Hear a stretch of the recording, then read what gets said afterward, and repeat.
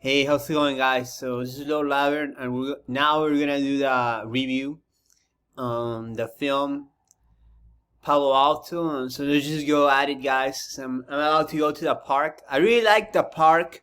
You know, a nice day going to the park. It's very life affirming.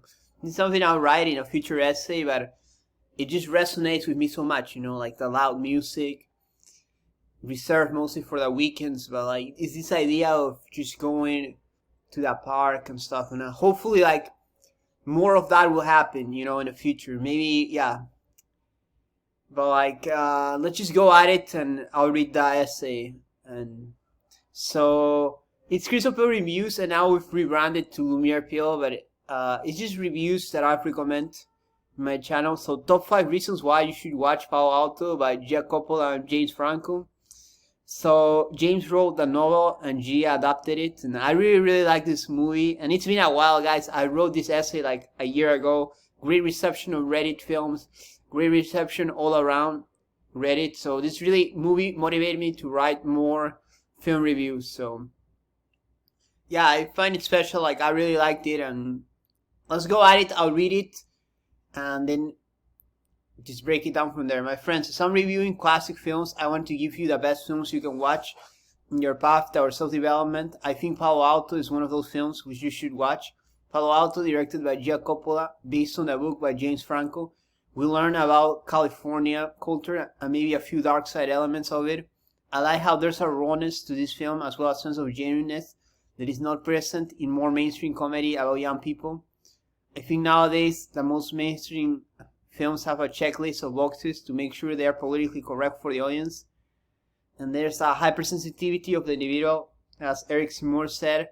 So, yeah, I mean, I was surprised because I never expected James Franco to have this depth to him, and like he seems much more introspective than I thought. Like when I watch his films, I thought he just did like comedy, you know, the films he's worked on. I don't want to talk about them, but like it's this idea that I thought he was just doing like I just use that term people use like stoner comedies, you know, like but like there was much more depth to his writing. And then Gia Coppola, like she has like that beautiful imagery, like she brings that to the project, and I feel and much more, of course, but like I like just looking in Emma's pictures here, like it just really shows, you know, it just seems very introspective, and it reminds me of this film Elephant, actually, and I'll talk about it some other time, but I don't want to get too deep into it. And then hypersensitivity of the individual. This is like Eric Seymour. I'm also a fan of his. Like, oh, okay, some people might get offended, whatever. Like, but I really like listening to him talk. He's this French writer who like is campaigning, but I like that he really like summarizes certain ideas, you know, in this progressive era. You know, it's this hypersensitivity that I see, and I see it in college campuses. It's just like it's good to be mindful, but it's good to be conscious, you know, like not to be like overly offensive, but it's also self-censorship. It's against human nature, I think, and I'll talk about it later. It's a whole different topic, really. Let's go at it with a brief broad summary.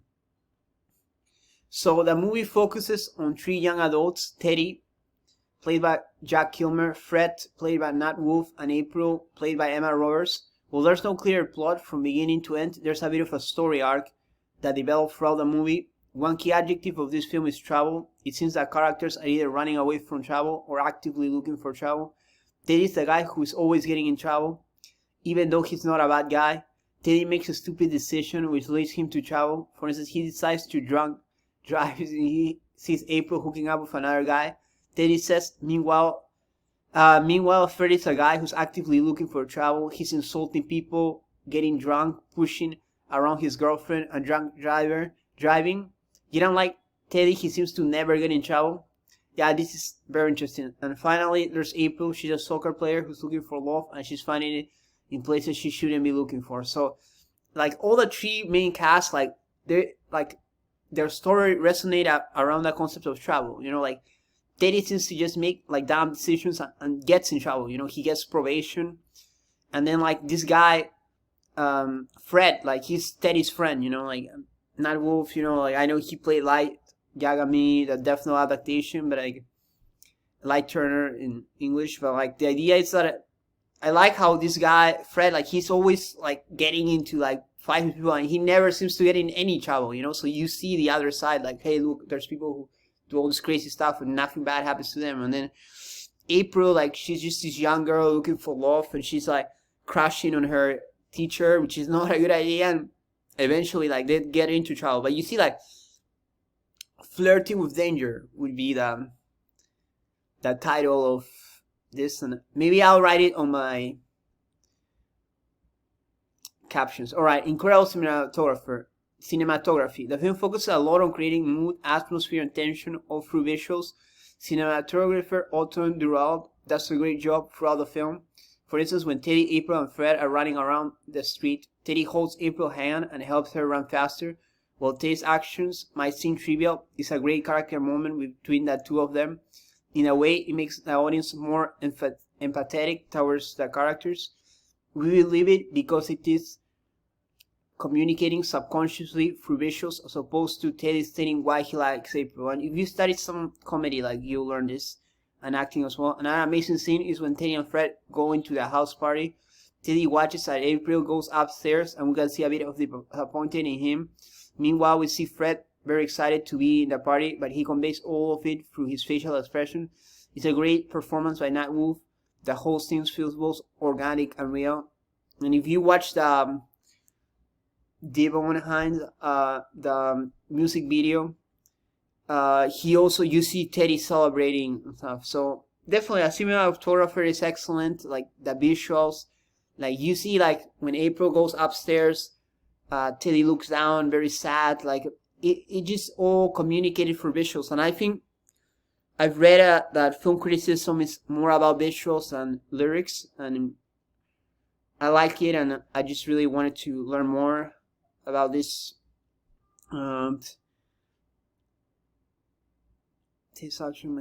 Yeah, definitely Teddy delivers. Also, like Nat Wolff is excellent in this role. Like he just conveys so much emotion through his facial expressions, and it doesn't feel forced at all. And I feel that's one of the things that really conveys the party scene. Like I really enjoyed it, because you see all the characters how they are. And I feel with April, like I would say she's a bit hard to know, because I can't really like read her, like what she's feeling. But it's just, maybe that's the point, you know, she's like a teenager, adolescent. Alright, so the incredible film score. The music is incredible. One of the best songs is by Devontae Hines. It's called Palo Alto. This is a translation of the lyrics. There'll be haters from Genius that will say that's not what Devontae meant. Yet they don't dare to interpret the lyrics themselves. I'll be the first one to tell you a lie. Maybe Devontae introduces a theme of deception. This is prevalent in the film. So my interpretation is around the film much more than taking the lyrics as a separate piece, but trying to like read them in the context of the film. So I'll be the first one to tell you a lie. Maybe Devontae introduces a theme of deception. This is prevalent in these films, since they're all lying to each other. For instance, Fred constantly lies to Emily to get her to hook up with him. Another epic line is waiting for a shot in the dark. Devontae might be telling us, we'll assume it's a young woman to hang out with him, even though he thinks she's not really interested. In the context of the film, it makes me think Teddy's waiting for April in a dark corner at the house party. And people will say like, oh, maybe here's there, oh, but that's creepy. But they don't understand it's a privacy issue, and he wants to disclose his feeling only when they are by themselves, far from the crowd. So yeah, like it's really cool. Like I interpreted it, guys, and I'll give more my interpretation, but I feel like the time is short, guys. So I'll try to like, I'll just have to read it, you know. So the film characters are neither winners nor losers. One common aspect in many teenage films is that the film characters are often winners, meaning millionaires going to high school where they do whatever they want, or they are losers, meaning they're constantly bullied, made fun of, and don't fit in. This is like the MCR, like their video, like captures this really well, like in Am I Okay? Meanwhile, with Teddy, Fred, and April, we get more a balanced account. They feel more like regular people that are going through their personal struggles. For instance, while Teddy gets in a lot of trouble, he seems to balance his life with his painting career. That was really nice detail, like Teddy's paintings like are really nice. The staff at the library tells him, those look great, Teddy, each time he does a painting. Meanwhile, April is skillful at soccer. she's a striker, and Fred is charismatic. Finally, Fred's girlfriend is quite likable as well. Yeah, she's cool and friendly. So everybody's just kind of likable, like just like regular people who would be likable. Like it isn't like the common high school films where okay, these guys are the jocks, the winners, these guys are the losers, the nerd. You know, and the whole premise revolves around it, and those characteristics are amplified. But it also doesn't feel like an emo film where like it's really depressing and everybody's just sad about everything. You know, I feel like this is one of those films which give a very balanced account of everything. The film has a lot of blunt but honest dialogue. For instance, the character of Fred is not afraid to offend. He uses racial slurs, homophobic slurs, and another coarse language. He does it in a way that reminds you of young people who talk like that in real life. The language used in a film feels more like an effort to convey reality as opposed to trying a political position or advocate for a political cause. Both behaviors are prevalent in the current cinematic landscape, and it might be because they're studio films, but maybe this is the essence of an independent film. At the same time, Teddy has the best scene when he gets in trouble for drunk driving. He acts defiantly. It brings on that theme of nihilism that I will cover below. While you should not imitate his behavior, it seems a more realistic portrayal of a wealthy teenager living in Palo Alto as opposed to a more mild-mannered approach. So yeah, I really like Fred is really offensive, and it works in a context of his character. You know, like he'll use racial slurs, homophobic slurs, very like offensive language, and then Teddy is drunk driving and doesn't care. Like he even like it says that like F word whatever to the cops. Like he just like there's this writing nihilism in the film, which maybe I'm just reading into it, but like I just find it very interesting. There's a running nihilism in the film. One of the main themes of this movie is nihilism. At least I thought it was nihilistic. There's a lot of skateboarding images that brings this theme around. There seems to be a I don't care vibe of the film that is exemplified by the skateboarding imagery. The skateboarders bring this. Many people are intimidated. Skateboarding happens in public spaces and people see it. So I think there's more depth to this. I'm just trying to figure out that like people see it, but they are like intimidated by it, you know. However, Mr. B, played by James Franco, and James Franco really does great here. Sorry for the typo. Is truly the most nihilistic of the bunch. He's willing to risk his career to hook up with his student. He says, I'm older and I know that there are not a lot of good things around, and I know that you're really good. He might be saying most guys who April meet are losers, and are only an only experienced guy like Mr. B could help. Also, Mr. B was going through a divorce, which might have changed his views about the world. You know, maybe Mr. B thought like love was real, like this perfect life, but then like his marriage didn't work out, so he just doesn't care and tries to hook up with his students, you know. But it's this idea of nihilism, like who cares, you know, like let's just go for it, you know, and like just like the skateboarders, like they're skateboarding without like a helmet and then like whatever, you know, at this point, like who cares.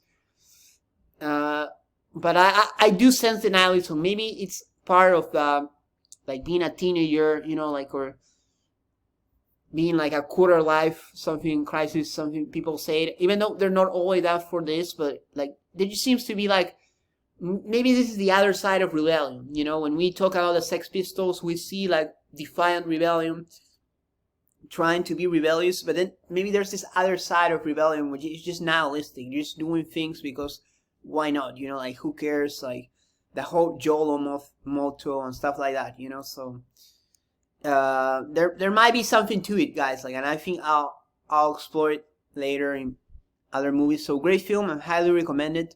I don't encourage any of you to imitate any of the characters, since real life they would be quote-unquote losers, although in a film they're regular people. However, for entertainment purposes, it brings around great fun, primarily because its lead stars are very likable people. So guys, we're running out of time, but it's the idea that I also said, like film, at least to me, just like in Cruel Intentions, should explore human nature, even though human nature might not be what people like, you know. Instead of like the whole virtue signal here of big corporations, there should be a sense of rawness and honesty that, well, people are like that, you know, without exaggeration, because that's also something that corporate films do, like they exaggerate. Well, here there's like a rawness, genuineness, even nihilism, that it just feels very cinematic, you know. And maybe Gia Coppola, like her family, like is very renowned in the world of cinema, like she was trying to go for this like honesty. And anyway, guys, see you in the next review. Take care.